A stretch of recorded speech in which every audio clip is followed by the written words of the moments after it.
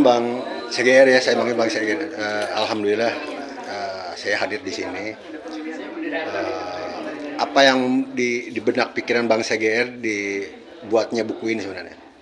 Sebenarnya saya karena saya menaruh perhatian besar terhadap pendokumentasian tentang Betawi, Batavia, Jakarta. Karena memang harus kita akui bahwa orang Betawi itu memang lemah di pencatatan.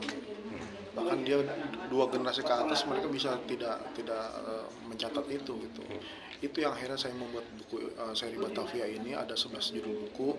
Lantas juga ada seri Keliling Kampung Betawi, itu ada 11 judul buku juga.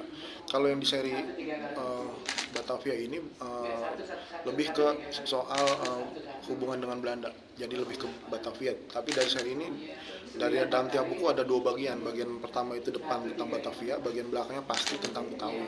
Oke. Yang ditemui di beberapa masjid yang ada di tercatat di buku ini ya,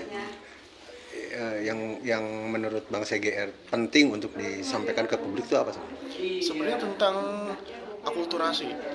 Jadi masjid-masjid di Betawi itu, di Batavia itu tidak hanya dibangun oleh kalangan bangsa Arab, tapi juga oleh kalangan Tionghoa, India, pribumi, dan etis-etis yang lain gitu. Jadi kita tidak bisa terpaku bahwa orang Betawi itu identik dengan Arab, nggak juga. Berarti ada sekitar 3 masjid di dalam buku ini yang dibangun oleh bangsa Tionghoa gitu. Oke. Apa yang mau disampaikan ke teman saudara khususnya orang-orang Betawi ya? Saya nggak menyebutkan satu daerah, tapi secara keseluruhan dari Bang CGR dengan terbitnya buku ini apa? Saya ingin bahwa orang Betawi lebih concern lah terhadap etnisnya itu. Saya selalu bilang bahwa orang Betawi itu juga seperti etnis lain. Mereka itu kaya dengan budaya, kaya dengan sejarah. Tapi orang Betawi memang kurang peduli terhadap itu. Harus ada orang-orang yang mau mencatat, yang punya kepedulian terhadap itu. Jangan terlalu berharap dengan pemerintah, dalam arti mau riset minta sama pemerintah, mau benar bikin buku sama pemerintah. Saya tuh alhamdulillah saya bikin jurnal Betawi, bikin buku ya, pakai saya biaya sendiri aja gitu. Kalau untuk buku ini memang 100 eksemplar itu sekarang itu didanain sama Dinas Kebudayaan. Oke, berita terakhir yang saya dengar ya tentang perubahan DKI ke DKJ ya. Apa tanggapannya Bang CGR? Tentang kebetawian itu. Iya sebenarnya sih banyak orang ngomong gini dengan pindahnya ibu kota ke IKN. ke IKN itu, orang Betawi punya peluang lebih besar untuk mengurus Betawi, untuk menampilkan keseniannya. Kalau saya itu bukan alasan. Dari kemarin juga orang Betawi harusnya seperti itu. Jangan nungguin pindah dulu gitu.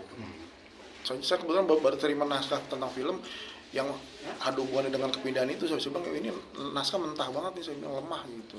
Jadi dia tidak paham bahwa orang Betawi itu tidak peduli kok mau pindah atau enggak. Toh mereka tetap hidup tetap ngurusin gamang kromong, tetap ngurusin lenongnya, itunya nggak harus nungguin pindah orang Betawi itu ke sana. Ya. Oke, kalau dari aku terkait ini ya, anak muda sekarang kan dengan globalisasi ini mereka lebih cenderung menyukai budaya asing dibanding budaya Betawi ini sendiri. Kalau menurut Bang Hairil ini gimana? Kalau menurut saya ini kesalahannya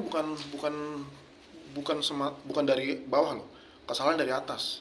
Contoh gini, kalau kita naik komuter lain Jakarta Bogor itu kita akan disuguhkan misalnya Koreaan dulu yuk gitu.